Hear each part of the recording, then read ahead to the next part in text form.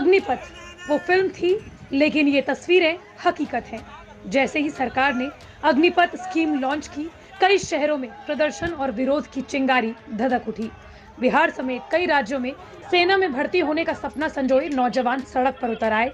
बिहार के लखीसराय, छपरा, समस्तीपुर, आरा समेत कई जिलों में ट्रेनें फूंक दी गई। सरकार ने 4 साल के लिए भर्ती और आकर्षक इंक्रीमेंट बताकर इस योजना को शुरू तो किया, लेकिन अग्निवीर बनने वाले युवाओं को ये रास नहीं आई। युवाओं के कुछ सवाल हैं कि 4 साल की अस्थायी नौकरी के बाद वो करेंगे क्या। वरीयता देने का सरकार का ऑफर युवाओं को समझ में ही नहीं आया।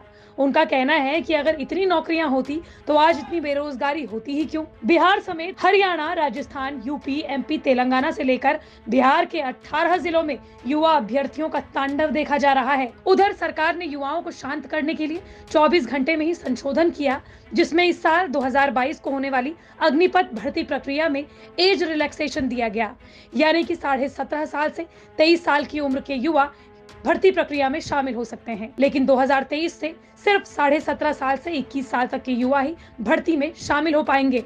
ऐसे में ये बातें भी होने लगी हैं कि क्या मोदी सरकार ने 8 साल के भीतर ही एक और बड़ी गलती तो नहीं कर दी। यूपी, बिहार समेत कई राज्यों में प्रदर्शनकारी युवाओं के निशाने पर रेलवे और सरकारी संपत्तियां आ गई। सड़क से लेकर रेलवे स्टेशन तक प्रदर्शनकारी हमलावर हैं। बीते दिन भारी बवाल के बाद 17 जून की सुबह से ही प्रदर्शनकारियों ने यूपी, बिहार और सिकंदराबाद में कई ट्रेनों पर धावा बोल दिया। यूपी के बलिया के साथ ही बिहार के आरा, लखीसराय, सुपौल में भी जमकर तोड़फोड़ की गई और ट्रेनों को आग के हवाले कर दिया गया। ये 5 वीडियो देखिए। अग्निपथ योजना को लेकर कहां-कहां किस तरह का बवाल मचा हुआ है, ये तस्वीरें आपको डरा देंगी। पहली तस्वीर यूपी के बलिया से। यूपी के बलिया में रेलवे स्टेशन पर 17 जून को प्रदर्शनकारियों ने उग्र प्रदर्शन किया। कुछ युवाओं ने बलिया रेलवे स्टेशन पर आकर खड़ी ट्रेन को आग के हवाले कर दिया। जानकारी के मुताबिक रेलवे स्टेशन पर भारी संख्या में फोर्स की तैनाती कर दी गई। कुछ उपद्रवी तोड़फोड़ में जुटे थे, लेकिन ज्यादा नुकसान होने से पहले उन्हें काबू में कर लिया गया। यहाँ पर पुलिस बल ने खूब लाठियां भी भांजी। दूसरी तस्वीर बिहार के लखीसराय से। सुबह सबसे पहले ट्रेन में आग की पहली तस्वीरें लखीसराय से ही आई। प्रदर्शनकारियों ने लखीसराय स्टेशन पर पहुंचकर अग्निपथ रिक्रूटमेंट योजना का विरोध किया। युवाओं ने स्टेशन पर खड़ी विक्रमशिला एक्सप्रेस में आग लगा दी। इसके बाद ट्रेन धू-धू करके जलने लगी। प्रदर्शनकारियों ने ट्रेन में जमकर तोड़फोड़ की। रेलवे स्टेशन पर ताबड़तोड़ बवाल काटा। प्रदर्शनकारियों ने सरकार से अग्निपथ योजना को ही वापस लेने के लिए कह दिया। तीसरी तस्वीर बिहार के ही बेतिया से है। बिहार में कई जगह बीते दिन से ही विरोध प्रदर्शन हो रहा है। 17 जून की सुबह पश्चिमी चंपारण के बेतिया रेलवे स्टेशन पर छात्रों का विरोध प्रदर्शन उग्र हो गया। छात्रों के प्रदर्शन के चलते बड़ी संख्या में यात्री परेशान रहे। एसडीएम, एसडीपीओ समेत भारी संख्या में मौजूद तमाम पुलिस बल कुछ भी नहीं कर पाया। इसके अलावा युवाओं ने डुमराव रेलवे स्टेशन पर पहुंचकर बवाल काटा। रेलवे ट्रैक को जाम कर दिया, टायरों पर आग लगा दी। इसके चलते कई ट्रेन को बीच रास्ते पर ही रोक दिया गया। आरा जिले में भी प्रदर्शनकारियों ने उग्र प्रदर्शन किया।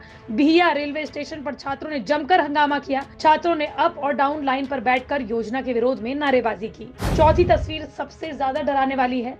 सिकंदराबाद की तस्वीरें देखिए। तेलंगाना के सिकंदराबाद में धू-धू करती जलती हुई ट्रेन दिखाई दी। आंदोलनकारियों ने सिकंदराबाद रेलवे स्टेशन पर एक यात्री ट्रेन के पार्सल कोच में ही आग लगा दी।